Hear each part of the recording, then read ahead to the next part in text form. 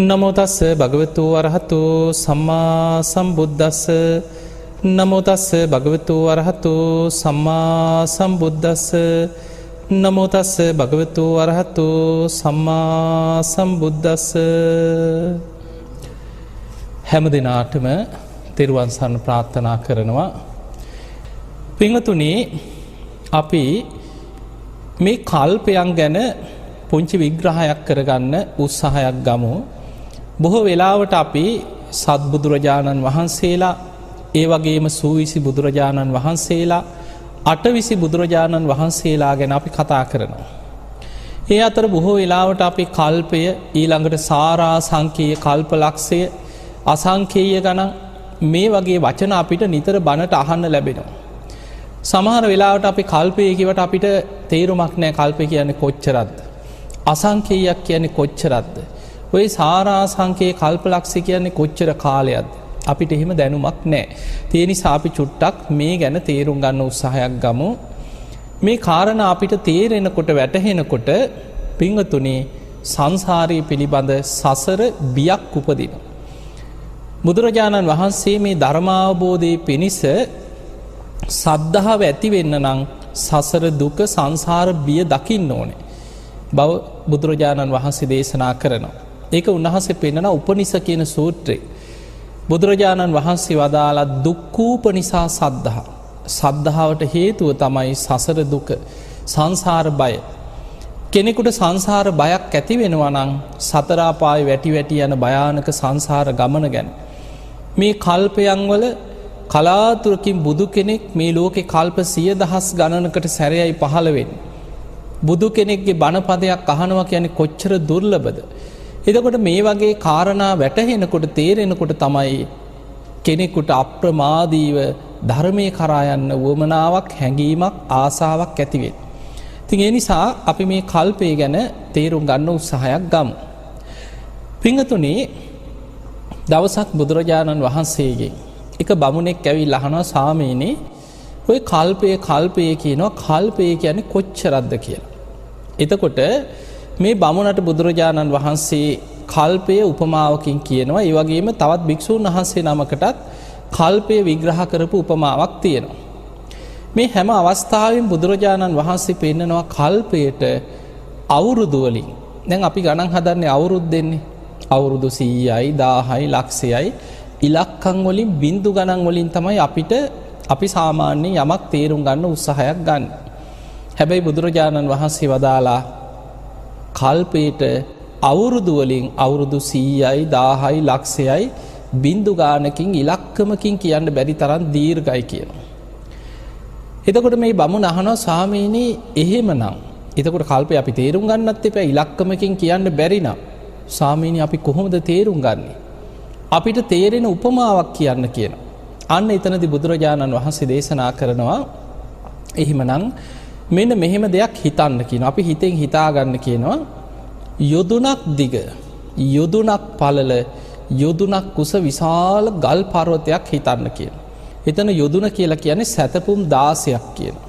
එතකොට කිලෝමීටර් ගානෙන් හිතා ගන්න ඕන නම් තවත් 1.6න් වැඩි කරලා හිතන්නකෝ. සාමාන්‍ය කිලෝමීටර් 25ක් විතර වගේ කියලා.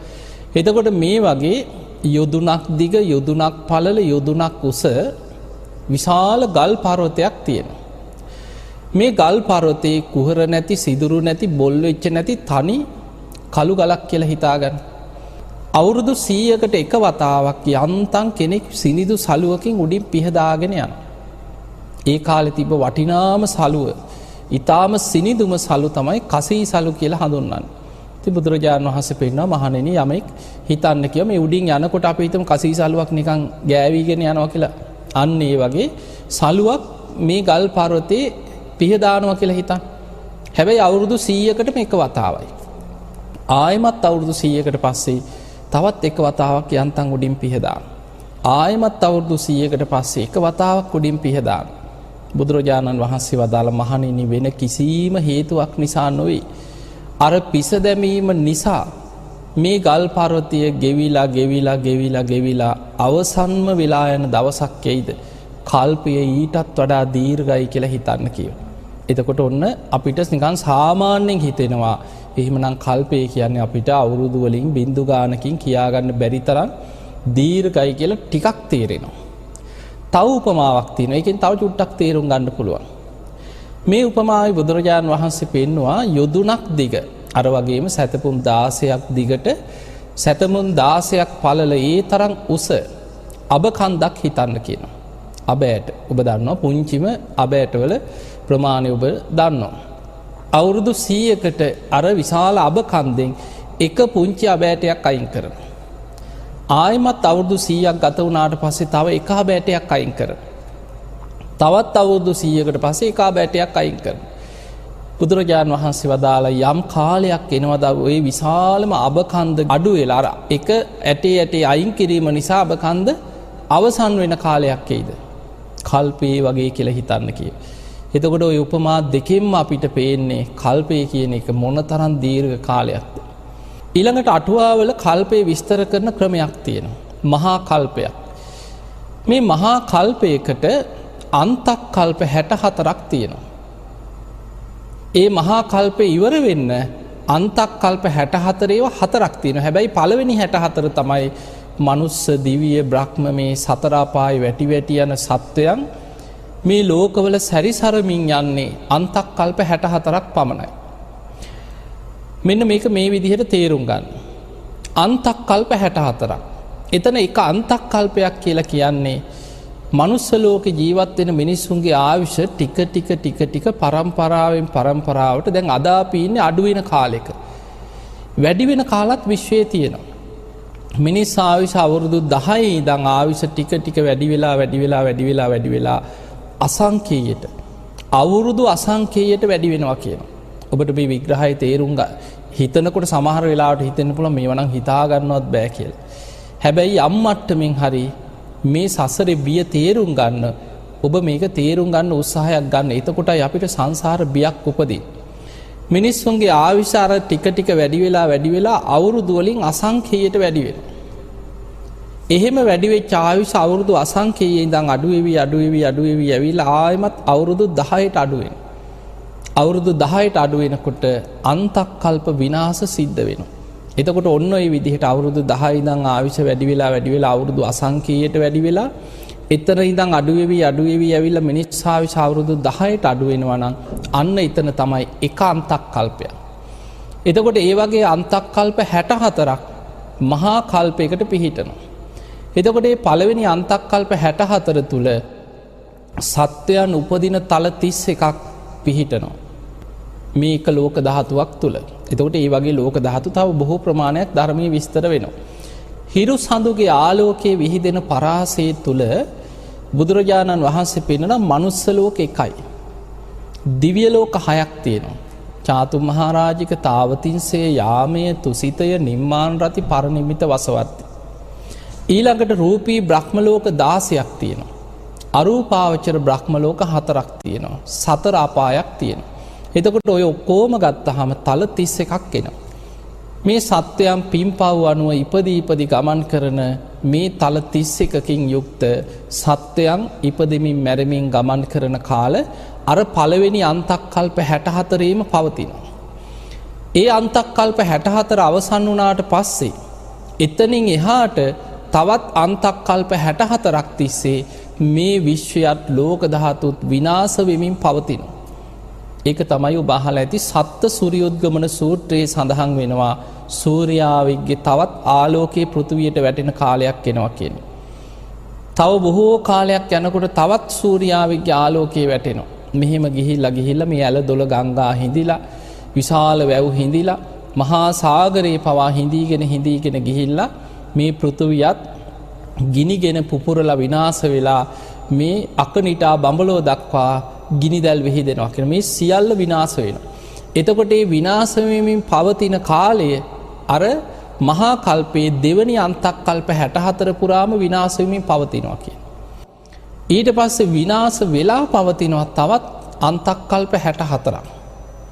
ඊට පස්සේ ආයෙමත් පෘථිවියක් සකස් වෙමින් ලෝක ධාතු පෙර පරිදිම සකස් වෙන්න තවත් අන්තක් කල්ප 64ක් යනවා. ඒ සකස් වෙන හැටි තමයි දීඝනිකායේ අග්ගඤ්ඤ සූත්‍රය විස්තර කරලා තියෙන්නේ. ඔබට මේ වචන කියනකොට ටික ටික හරි මතක් වෙන්න ඕනේ. ඔබ අහලා ඇති අග්ගඤ්ඤ සූත්‍රය පෙන්නනවා මේ පෘථිවියක් ආයමත් හැදෙනකොට අර විනාශ වෙන්න පටන් ගන්නකොටම ලෝක ධාතු අකනිටා බඹලව දක්වා විනාශ වෙනවා. සතර අපාය මනුස්ස මේ ඔක්කොම විනාශ වෙනකොට සත්වයන් ආබස්සර නමින් අහසේ පාවි පාවි ඉන්න කොටසක් බවට පත් වෙනවා කියන. එතකොට අර දෙවෙනි අන්තක්කල්ප 64, තුන්වෙනි අන්තක්කල්ප 64, හතරවෙනි අන්තක්කල්ප 64 ආයම පෘථිවියක් හැදෙන කම්ම මේ ලෝක ධාතු ආබස්සර නමින් අහසේ පාවි පාවි තමයි මේ විශ්වයේ සත්වයන් ගත කරන්නේ.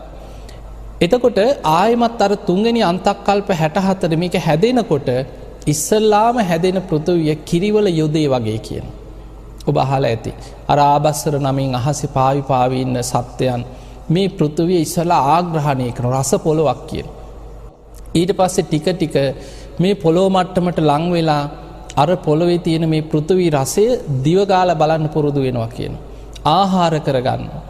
එතකොට ඒ අයගේ ශරීරය එන්න ගොරෝසු වෙලා අර අහසේ පාවි පාවි යන්න බැරි මට්ටමකට කය ඝන වෙනවා කියන.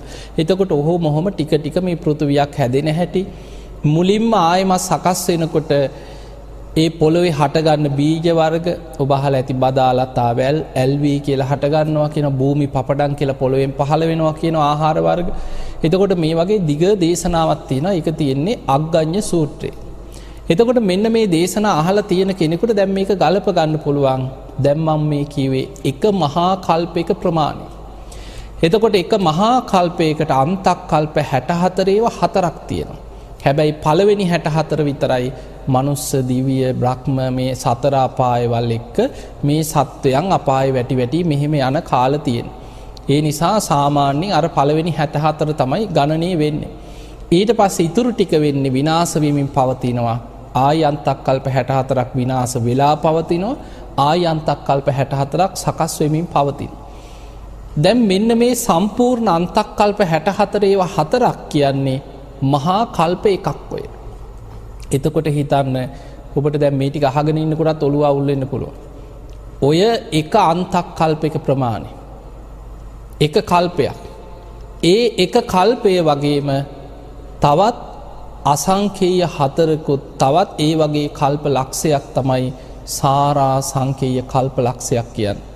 එතකොට හිතන්න අපේ බෝසතාණන් වහන්සේ දීපංකර පාදමූලයේ විවරණ ගත්ත තැන ඉඳන් ඔබ අහලා ඇති සාරා සංඛේය කල්පලක්ෂයක් දසපාරමී පිරුවා කියලා.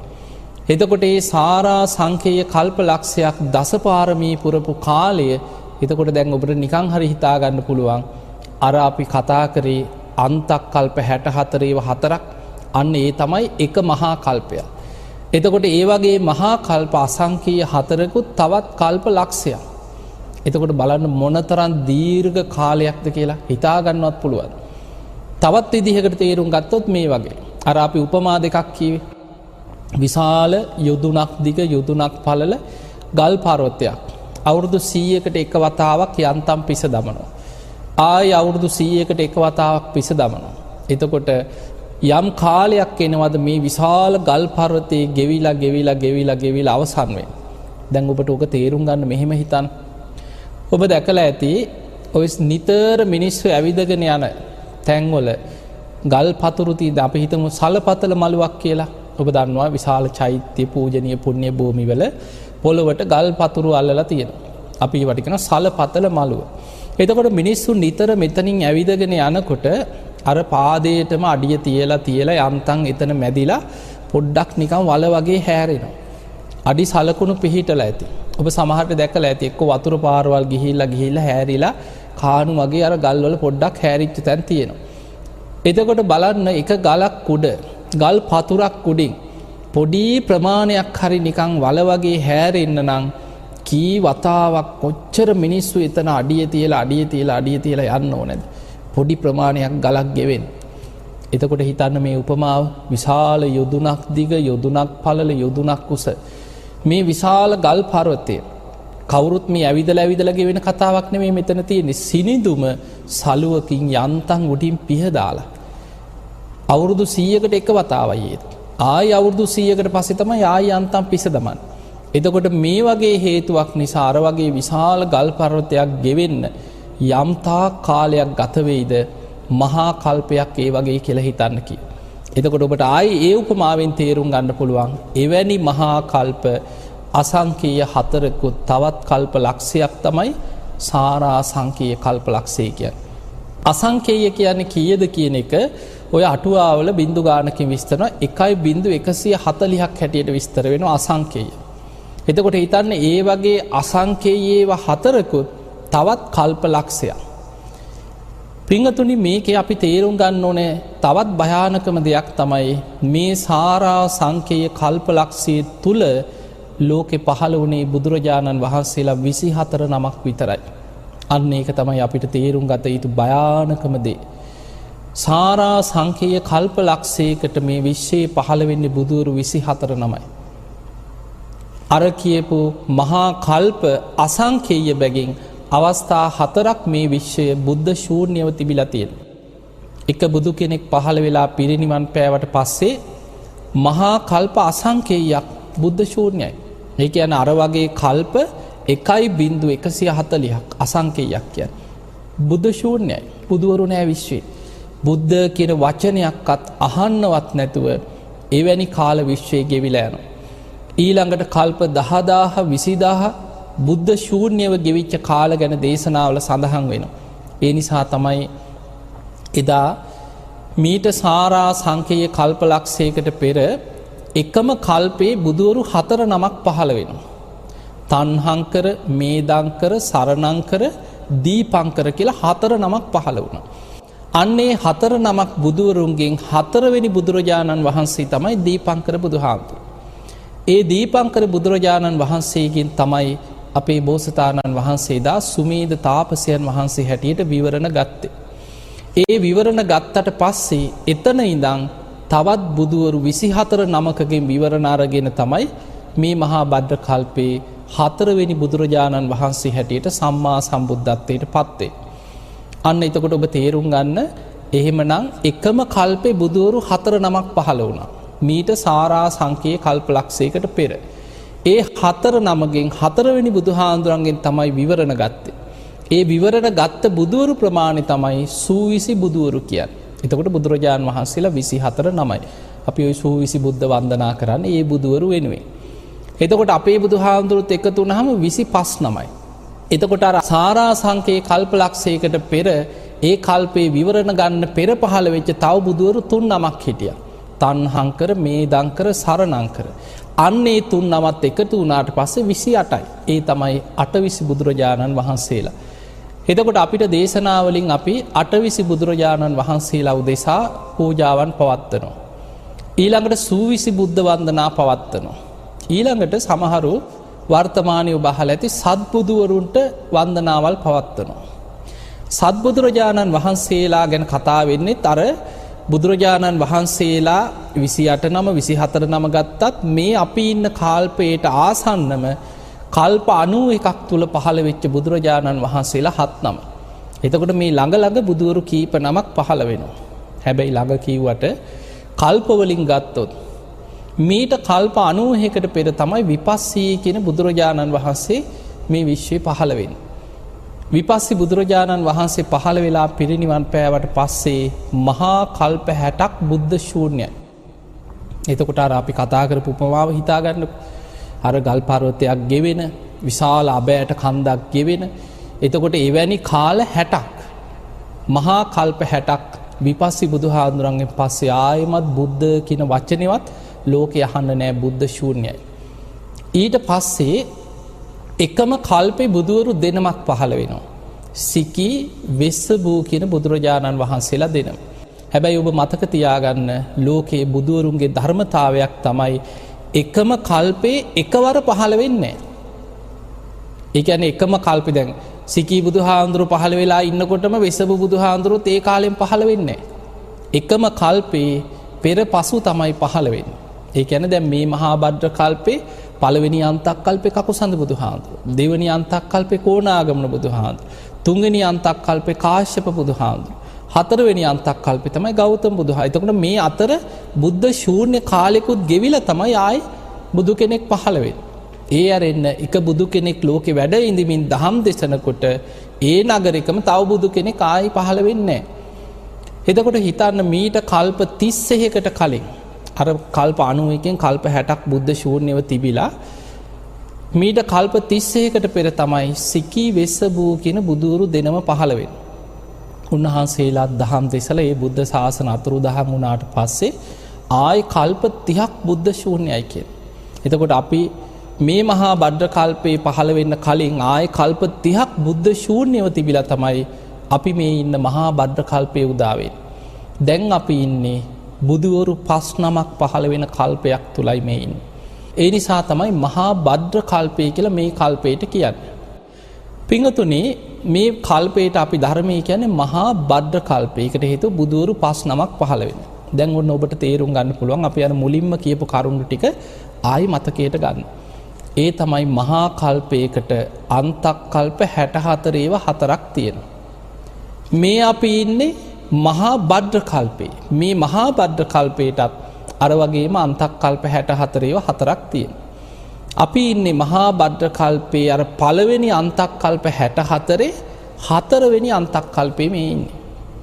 ඔන්න බලන්න මේ කල්ප විග්‍රහය ඔබට දැන් හොඳට තේරුම් ගන්න පුළුවන්. මේ මහා භද්‍ර කල්පේ පළවෙනි අන්තක් කල්පේ මිනිස්සුන්ගේ ආයුෂ වැඩි වෙලා අවුරුදු අසංඛේයයට වැඩි වුණා. ඒ අවුරුදු වලින් අසංඛේයයට වැඩි වෙලා ඒ ආයුෂ අඩු වෙවි ඇවිල්ලා මිනිස්සුන්ගේ ආයුෂ අවුරුදු 40000ක් වෙච්ච තැන කියනවා කකුසඳ බුදුරජාණන් වහන්සේ පහළ වුණේ. අද අපිට හිතා ගන්නවත් බෑ. ඒකට හේතුව පින්වතුනි අපේ බුදුරජාණන් වහන්සේ ගැන දේශනාවල සඳහන් වෙන්නේ උන්වහන්සේ අල්පායුෂ්ක බුදු කෙනෙක්. මිනිස්සුන්ගේ ආයුෂ අඩුම කාලෙක තමයි කියන අපේ බුදුහාඳුරෝ පහළ වුණේ. ඔබ බලන්න දැන් අපි කලින් කතා කරපු සත්බුදුවරුන්ගේ ඊළඟට අටවිසි බුදුවරු සූවිසි බුදුවරු පෙර හැම බුදු කෙනෙක්ගේ ආයුෂ ගැන බලන්න හොයලා. ඒ හැම බුදුරජාණන් වහන්සේ නමක්ම අවුරුදු සමහරු 80000 70000 60000 30000 දහස් ගණන් ආයුෂ තියෙන කාලවල පහළ වෙලා තියෙනවා. ඒකට හේතුව බෝසතාණන් වහන්සේලා දෙව්ලොව ඉඳන් පස් මහා බැලුම් බලනවා. ඔබ දන්නවනේ කාලය, දීපය, දේශය, කුලය, මව. දෙවියන්ගේ ආරාධනය ලැබුණට පස්සේ දෙව්ලොව ඉඳන් බලනවා මනුලොව බුදු කෙනෙක් පහළ වෙන්න සුදුසු කාලයක් තියෙනවාද කියලා බලනවා. දේශනාවේ සඳහන් වෙනවා අර මිනිස්සුන්ගේ ආයුෂ අවුරුදු 100ට වඩා පහළට පිරිහිලා නම් බුදුවරු පහළ වෙන්නේ නැති කාලය. කෙලෙස් වැඩි කියන අකුසල් බලවත් කාලය.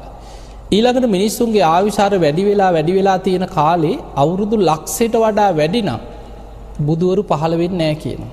එවැනි කාලවල මේ ලෝකේ මනුස්ස ලෝක වුණත් දිව්‍ය ලෝකවලටත් වඩා සැප බහුලයි කියන. මිනිස්සු අනිත්‍ය දුක්ඛ අනාත්මය අතහැරීම ගැන කිව්වට හිත පහදවා ගන්න දක්ෂ නැහැ. ඒ නිසා එවැනි කාලවල බුදුවරු මේ විශ්වයේ පහළ වෙන්නේ නැහැ කියන. එතකොට අපිට පේනවා බුදුවරු පහළ වෙන්නේ මිනිස්සුන්ගේ ආයුෂ අවුරුදු ලක්ෂයත් අවුරුදු 100ත් අතර කාලේ. ඒක තමයි බලන්නේ දෙව්ලොව ඉඳන් බුදු කෙනෙක් පහළ වෙන්න සුදුසු කාලයක්ද කියලා බලනවා. දැන් බලන්න මේ මහා භද්‍ර කල්පය අපි කතා කරේ මේ මහා භද්‍ර කල්පය ගැන.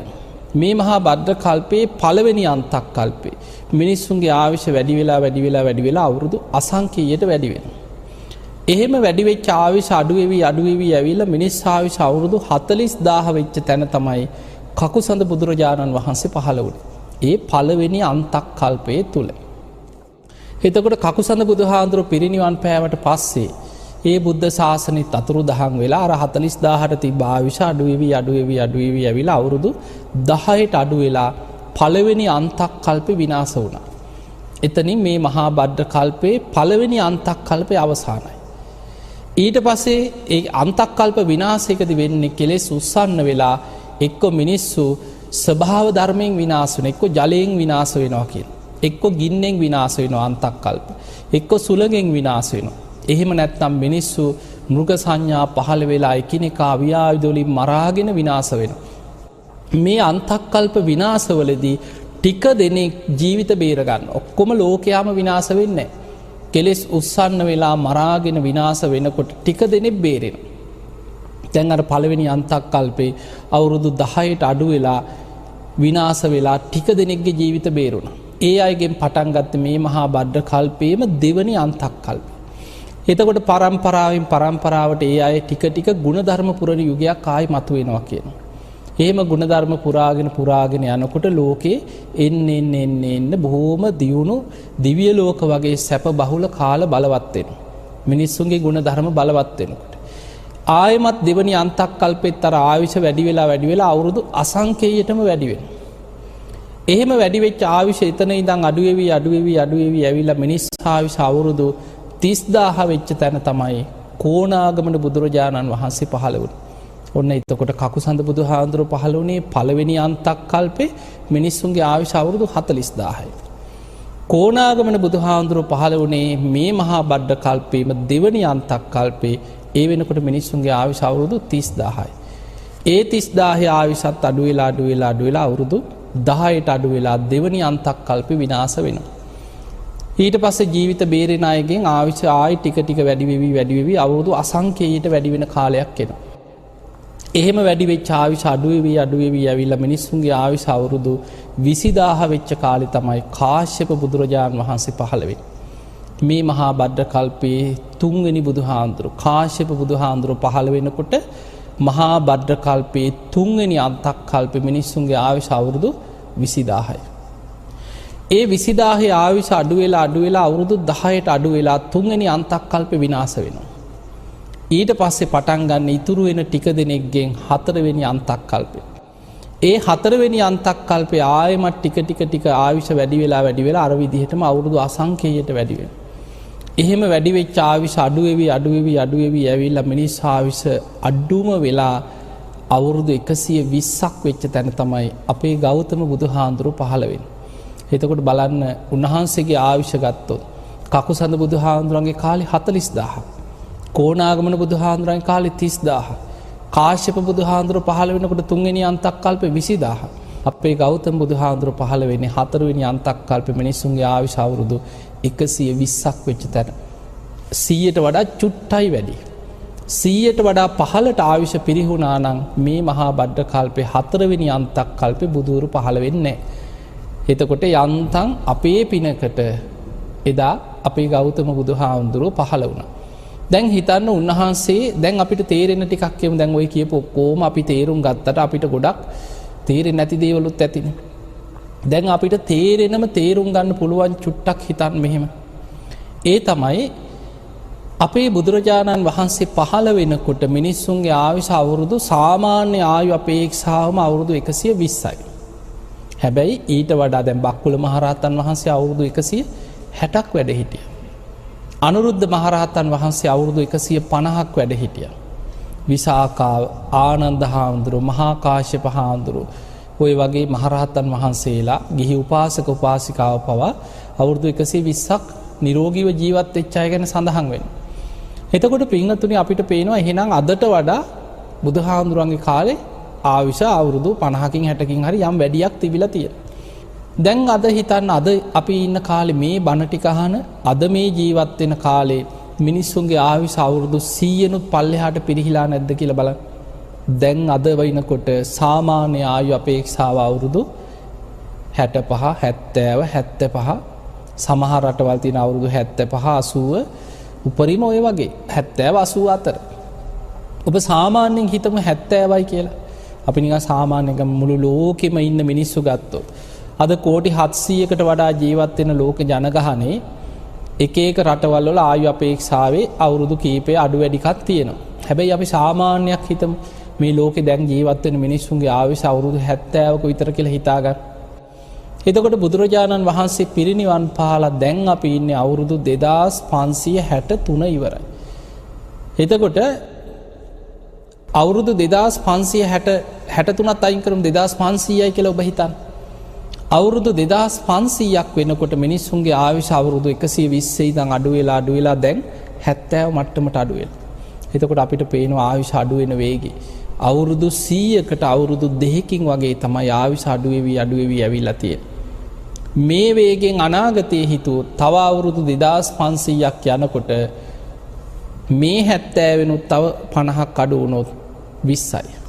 එතකොට බුදුහාඳුරෝ පිරිනිවන් පාලා අවුරුදු 5000 වෙනකොට ධාතුන් වහන්සේලා පිරිනිවන් පානකොට සිරිපා සටහන් ලෝකෙ මැකෙනකොට බුද්ධ අධිෂ්ඨාන අවසන් වෙන දවස වෙනකොට මනුස්ස ලෝකෙ ජීවත් වෙන මිනිස්සුන්ගේ ආයුෂ අවුරුදු 20ට විතර පිරිහෙච්ච පිරිසක්.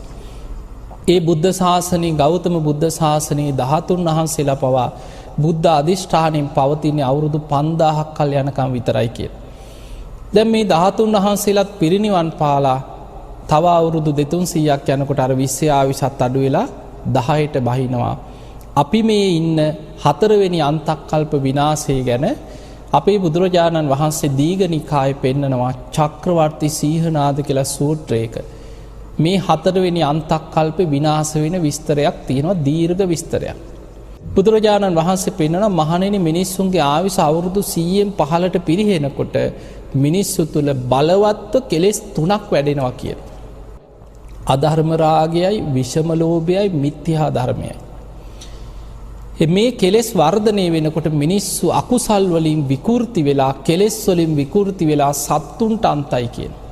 එළුවෝ, බල්ලෝ, බලල්ලෝ, තිරිසන් වගේ මිනිස්සු කින ලෝකේ ඒ වෙනකොට අනාගතේ ඉතිරි වෙන්නේ. එතකොට එවැනි කාලයකට තමයි අපි මේ යන්නේ. තිරිසන් වගේ විකෘති සත්තු තමයි අනාගත ලෝකේ ඉන්නේ. එතකොට මිනිස් ආයුෂ අවුරුදු 10 වෙනකොට මිනිස්සු බල්ලෝ, බලල්ලෝ වගේ, තිරිසන් වගේ, රාගයේ සත්තු වගේ හැසිරෙනවා කියන. ද්වේෂය නිසා එකිනෙකා ලේ පිපාසයෙන් මරා ගන්නවා කියන. ඒ වෙනකොට මිනිස් ආයුෂ අවුරුදු 10 වෙනකොට කුසල් කියපු වචනයක්වත් අහපු කෙනෙක් ලෝකෙ ඉතිරි වෙන්නේ නැහැ කියන. එතකොට පේනවා එහෙනම් ධර්මයේ තියා කුසල් කියන වචනයක්වත් අහපු කෙනෙක්වත් නැහැ කියනවා මේ කාලේ ලෝකෙ. මේ මිනිස්සුන්ගේ අකුසල් බලවත් වෙනකොට අන්තක්කල්ප විනාශේ ලකුණු පහළ වෙනවා. ඒ ලකුණු පහළ වෙනකොට ඊට පෙර දේවතාවරු මිනිස් වෙස්ෙන් විලාප දීගෙන මිනිස්සු අතර කියාගෙන යනවා කියනවා තව මෙපමණ කාලයක් ගිය තැන මහා වර්ෂාවක් ඇදහැලෙන් ලකුණු පහළ වෙනවා. මේකට කියන්නේ මුර්ගසම් වර්ෂාව. මේකෙන් තෙමෙන්න එපා. තනි තනියෙන් ගිහිල්ලා හැංගෙන්න තැන් හොයාගෙන හැංගියල්ලා. තනියෙන් හැංගුණොත් බේරෙන්න පුළුවන්. සතියක් එක දිගට වහිනවා. සතියක් ආහාර අරගෙන ගිහිල්ලා හැංගෙන්න කියන. හැබැයි ඒ වෙනකොට පින් පව් කර්ම කර්මඵල විශ්වාස නොකරන බලවත් මිත්‍යා දෘෂ්ටික ලෝකයක් තියෙන නිසා පිළිගන්න අය ඉතුරු වෙන්නේ ටික දෙනයි කියන. නිකං හරි අපි ඕක ඇත්තක් තියෙන්න පුළුවන් ගිහිල්ලා හැංගියල්ලා යමල්ලා කියලා හැංගෙන්න යන්නේ කීප දෙනයි කියන. අනිත් අය කියන අයටත් බනිනවා කියන. මේ සත්වයන්ගේ විනාශයට මුර්ගසම් වර්ෂාව වැටෙනකොට එකිනෙකා කෙලෙස් වලින් විකෘති වෙලා ලේ පිපාසාවෙන් මරාගෙන දින 7ක් යනකොට ලෝකෙම මිනිස්සු මරාගෙන ලේ විලක් වෙනවා කියන. බුදුරජාණන් වහන්සේ පෙන්වනවා මහණෙනි මේක ධර්මතාවය. අර 4 වෙනි අන්තක්කල්ප විනාශ වෙන්නේ සත්ත්‍ය අන්තක්කල්ප විනාශයක්. තනියෙන් හැංගෙන්න කියන්නේ ඒකයි. දෙන්නෙක් එකට හැංගුණොත් එක්කෙනෙකුට අනිත් කෙනා මරණ සිතුවිලි පහළ වෙනවා කියන. තනි තනියෙන් හැංගිච්ච ටික දෙනෙක් ජීවිත බේරගන්න. අන්නේ බේරගත් අයගෙන් පටන් ගන්නේ ඊළඟ අන්තක්කල්පය. ඒ කියන්නේ මහා බද්ද කල්පේ 5 වෙනි අන්තක්කල්පය. දැන් අපි ඊළඟ අන්තක්කල්පය ගැන චුට්ටක් තේරුම් ගමු. මේ අපි ඉන්නේ 4 වෙනි අන්තක්කල්පේ මිනිස් ආයුෂ අවුරුදු 100නුත් 15ට බැහැපු අන්තක්කල්ප විනාශේ ළඟ තමයි ඔබත් මමත් දැන් මේ ඉන්නේ. තව අවුරුදු 2600ක් 700ක් යනකොට ওই කියන විනාශේ අපිට මුණ දෙන්න වෙනවා. අන්තක්කල්ප විනාශය. එතනින් ජීවිත බේරෙන අයගෙන් ටික ටික ආයුෂ වැඩි වෙලා ආයෙමත් 5 වෙනි අන්තක්කල්පේ අවුරුදු අසංඛේයයටම වැඩි වෙනවා කියන. අර පෙර අන්තක්කල්ප වල වගේම. එහෙම අසංඛේයයට වැඩි වෙලා එතන ඉඳන් ආයුෂ අඩු වෙවි ඇවිල්ලා මිනිස් ආයුෂ අවුරුදු 80000 වෙනකොට 5 වෙනි අන්තක්කල්පේ ඒ වෙනකොට මනුස්ස ලෝකේ පාලනය කරන්නේ ওই දීර්ඝ ආයුෂ ඇති කාලේ ලෝකේ පාලනය කරන්නේ මේ වගේ රජවරු නෙමෙයි. සක්විති රජවරු කියනවා මේ කාලවල ලෝකේ පහළ වෙන්නේ. මොකද මිනිස්සු බොහෝම පින්වන්තයි. බොහෝම ගුණධර්ම තියෙනවා කියනවා දීර්ඝ ආයුෂ ඇති කාලවල. සාමාන්‍ය මිනිස්යන්ට පවා අහසින් යන්න පුළුවන් පුණ්‍ය ඉරදි පිහිටනවා කියන. සිවුරංග සේනා පිරිවරාගෙන අහසින් ගිහිල්ලා ලෝකෙම පාලනය කරන සංක කියලා සක්විති රජ කෙනෙක්. ඊළඟ අන්තක්කල්පේ 5 වෙනි අන්තක්කල්පේ මිනිස්සුන්ගේ ආයුෂ අවුරුදු 80000 වෙනකොට සංක කියන සක්විති රජුරු කියන ලෝකේ පාලනය කරන්නේ. අන්නේ සංක කියන සක්විති රජුරුවන්ගේ අග්‍ර පුරෝහිත බමුණා තමයි සුබ්‍රහ්ම බ්‍රාහ්මණතුමා. දේවිය තමයි බ්‍රහ්මවතී දේවිය. අන්නේ දෙන්නට දාව තමයි මෛත්‍රී බෝසතාණන් වහන්සේ දාට පහළ වෙන්නේ. එතකොට මෛත්‍රී බෝසතාණන් වහන්සේ පහළ වෙනකොට මිනිස්සුන්ගේ සාමාන්‍ය ආයුෂ අවුරුදු 80000ක් කියන. ඒ විස්තරේ තියෙන්නේ නිකන් අපිට අද හිතා ගන්න බෑ. මොකද අපි ඉන්නේ ආයුෂ අවුරුදු 100නුත් පල්ලෙහාට පිරිහිච්ච තැනක. අවුරුදු 80000ක ආයුෂක් ගැන අපිට නිකන් හිතෙන්නේ බොරු කියලා. සිහිනයක් වගේ නිකන්. සුරංගනා කතා කියලා හිතෙන්නේ. හැබැයි දේශනාවේ විස්තර වෙනවා මහණෙනි ඒ කාලේ ලෝකේම බොහොම දිව්‍ය ලෝකවලට වඩා සැප බහුල කාලයක් කියනවා. සංක කියන සක්විති රජුරු අහසින් ගිහිලා ලෝකේටම පංචශීලෙන් අනුශාසනා කරන කාලයක්. එවැනි කාලෙක සුබ්‍රහ්ම බ්‍රාහ්මණතුමාට බ්‍රහ්මවතී දේවියට දාව පහළ වෙනවා මෛත්‍රී බෝසතාණන් වහන්සේ. උන්වහන්සේ අවුරුදු 18000ක් ගිහි ජීවිතය ගත කරනවා. තමන්ගේ දේවිය චන්ද්‍රමුඛී බිසව බ්‍රහ්මවර්ධන කියන පුතු බිහි කරන දවසේ සතර පෙරනිමිති දැකලා ඒ වෙනකොට සක්‍ර දෙවියන් නිසා තමයි ඒවා පේන්න සලස්සන්නේ. තමන්ගේ දේවිය පුතා බිහි කරපු දවසේ බ්‍රහ්මවර්ධන කියන පුතු බිහි කරපු දවසේ අභිනිෂ්ක්‍රමණය කරනවා. හැබැයි කැලේකට නෙමෙයි. මාලිගාවෙම උඩුමහල් තලයට තමයි යන්නේ දුෂ්කර ක්‍රියා කරන්නේ. අපිට අභිනිෂ්ක්‍රමණය කරපු ගමන් අපිට මතක් වෙන වචන කියපු ගමන් ඔක්කොම මාලිගා අතහැරලා කැලේට ගිහිලා නේ දුක් විඳින්න නැති කියලා. පින්වතුනි ආයුෂ අඩුම කාලේ තමයි මේ තරම් දුකක් විඳින්න සිද්ධ වුණේ. කෙලෙස් බහුල කාලයක්. අපේ බුදුරජාණන් වහන්සේ තමයි මෙච්චර දුෂ්කර ක්‍රියා කරලා තියෙන්නේ. ඔබ බලන්න පෙර පහළ වෙච්ච ඔය අනෙක් බුදුරජාණන් වහන්සේලා 820 බුදුවරු 120 බුදුවරු ඔය හැම බුදු කෙනෙක්ගෙම දුෂ්කර ක්‍රියා කාලය ගැන ඔබ හොයලා බලන්න. උපරිම මාස 3යි මාස 6යි මාසයයි සතියයි 2යි දුෂ්කර ක්‍රියා කරලා තියෙන්නේ. මිනිස් ආයුෂ අවුරුදු 80000 කාලේ අනාගතේ පහළ වෙන මෛත්‍රී බුදුහාඳුරෝ සතියයි කියන දුෂ්කර ක්‍රියා කරන්නේ. මාලිගාවෙම උඩුමහල් තලයට වෙලා සතියක් දුෂ්කර ක්‍රියා කරන. ඒ සතිය අවසන් වෙනකොට තමන්ගේ දේවිය චන්ද්‍රමුඛී බිසවම කිරිපිඩු හදාගෙන ඇවිල්ලා උඩුමහලේදී කිරිපිඩු පූජාව කරනවා. ඒ කිරිපිඩු වළඳලා මහා බ්‍රහ්ම දෙවියන් අහසින් ඇවිල්ලා අටපිරිකරක් පූජා කරනවා. මේ අටපිරිකර පිළි අරගෙන සිවුරු පිරිකර දරාගෙන කෙස් වැටිය කපලා අහසට විසි කරලා අහසින්මයි කියනවා බෝමුලට වඩින්නේ වජිරාසනේ ළඟට. එහෙම වඩිනකොට අහසෙන් වඩින ගමන දැකලම වසවර්ති මාරයා බයේ එතනම පැනලා යනවා කියනවා. අහසෙදිම මගහැරලා යනවා මාරයා. මාර පරාජය කියන්නේ ඒක. දැන් බලන්න අපේ බුදුහාඳුරන්ට මාරයා කොච්චර කරදර කරාද කියලා. වජිරාසනේ වැඩ ඉන්නකොට දසබිම්බරක් මාර සේනා පිරිවරාගෙන ගිරි මේකලා කියන ඇතු පිට නැගලා ඇවිල්ලා කොච්චරනම් හිරිහැර කරන්න හැදුවද. ආයුධ වර්ෂාවල් ගල් වර්ෂාවල් හෙන පුපුරනවා වගේ ගස් කඩාගෙන වැටෙනවා වගේ භයානක ශබ්ද ඇති කර කර වහාම ඔතනින් නැගිටින්න කියලා තර්ජනය කර කර උත්සාහ කරා. හැබැයි අනාගතේ මෛත්‍රී බෝසතාණන් වහන්සේ අහසින්ම වජිරාසනේ ළඟට වඩිනකොට උන්වහන්සේන ගමන වළක්වන්න හදන මාරයා අහසෙදීම පැරදිලා පලා යනවා කියලා. උන්වහන්සේ වජිරාසනේ මත වැඩ ඉඳලා පෙර බුදුවරු වගේ ආනාපාන සති භාවනාවෙන් රාත්‍රී පළවෙනි යාමේ පුබ්බේ නිවාසානුස්සති ඥානෙ, දෙවනි යාමේ චතුප්පාත ඥානෙ, තුන්වෙනි යාමේ පටිච්ච සම්පදාය විමසලා අවසන් වෙනකොටම හිමිදිරි උදෑසන අරුණෝදය සමගම කෙලෙසුන්ගෙන් මිදිලා සම්මා සම්බුද්ධත්වයට පත් වෙනවා. අනාගතේ මෛත්‍රී බුදුරජාණන් වහන්සේ පහළ වෙන්නේ ওই විදිහට. දැන් ඔන්න හිතන්න දැන් ඔබට මේ කියලා දුන්නේ මේ මහා බද්ද කල්පේ පළවෙනි අන්තක් කල්පේ කකුසඳ බුදුහාඳුරු. දෙවනි අන්තක් කල්පේ කෝණාගමන බුදුහාඳුරු. තුන්වෙනි අන්තක් කල්පේ කාශ්‍යප බුදුහාඳුරු. හතරවෙනි අන්තක් කල්පේ අඩුම ආයුෂක් තිබ්බ හරිය තමයි අපේ ගෞතම බුදුහාඳුරු පහළ වුණේ. ඊළඟට පස්වෙනි අන්තක් කල්පේ මෛත්‍රී බුදුහාඳුරු. එතනින් පස්සේ බුද්ධ ශූන්‍යව අන්තක් කල්ප 59ක් යනවා. මොකද මහා කල්පයකට අන්තක් කල්ප 64ක් තියෙනවා. එතකොට පළවෙනි අන්තක් කල්ප පහේ තමයි කකුසඳ කෝණාගමන කාශ්‍යප ගෞතම මෛත්‍රී කියන බුදුරු 59 පහළ වෙන්නේ. ඊට පස්සේ අන්තක් කල්ප 59ක්ම බුද්ධ ශූන්‍යව අර විදිහට අසංකීයට වැඩි වෙනවා, අඩු වෙලා අවුරුදු 10ට අඩු වෙනවා, විනාශ වෙනවා. ආයිතුරු වෙන අයගෙන් ආයුෂ වැඩි වෙලා අසංකීයට වැඩි වෙන ওই විදිහට අන්තක් කල්ප 59ක් යනවා. ගිහිල්ලා එතනින් පස්සේ තියෙන්නේ මේ මහා බද්ද කල්පේ විනාශ වෙමින් පවතින අන්තක් කල්ප 64. ඊට පස්සේ තියෙන විනාශ වෙලා පවතින අන්තක් කල්ප 64.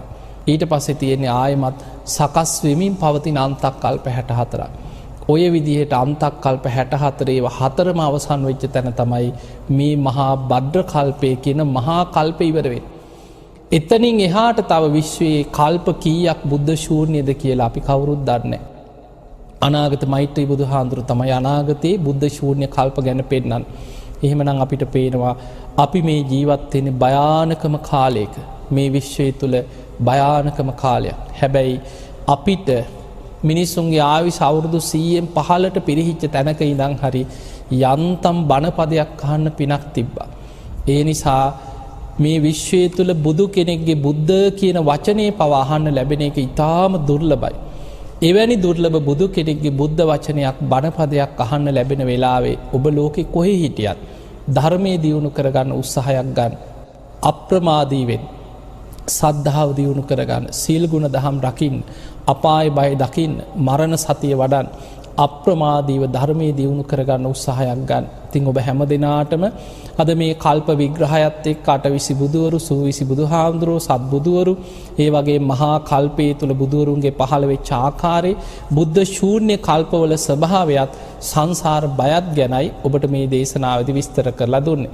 ඉතින් මේ ධර්මානුශාසනාවෙන් ඔබ හැම දිනාටම අප්‍රමාදීව ධර්මයේම දියුණු කරගන්න වීරිය, නුවණ, ශක්තිය, හැකියාව, වාසනාවම ලැබේවා ලැබේවා ලැබේවා කියලා අපි ඔබට ආශිර්වාද කරනවා. විශේෂයෙන්ම සියලු දෙවියෝ සාදුකාර දීදී මේ පින් අනුමෝදන් වෙත්වා. දෙවියන්ගේ දිව්‍ය අසීසුරු වර්ධනය කරගෙන සියලු දෙවියෝ සසර දුකින් අත මිදේවා කියලා සාදු කියලා දෙවියන්ට පින් දෙන්න. ඒ සියලු දෙවියන්ගේ පිහිට රැකවරණ ආශිර්වාදේ ලක්වාසී ලෝවාසී ඔබ හැම දිනාටමත් ලැබේවා ලැබේවා කියලා අපි ආශිර්වාද කරනවා. ඔබ වන්දනා කරගන්න හැම දිනාම අභිවාදන සීලිස්ස නිච්ඡං වද්ධා ප්‍රචායිනෝ චත්තාරෝ ධම්මා වඩ්ඩන්ති ආයුවන්නෝ සුඛං බලං ආයුරාරෝග්‍ය සම්පatti සග්ග සම්පatti මේවච අතෝ නිබ්බාන සම්පatti මිනාතේ සමිච්ඡතු. හැම දිනාටම සම්මා සම්බුදු සරණයි.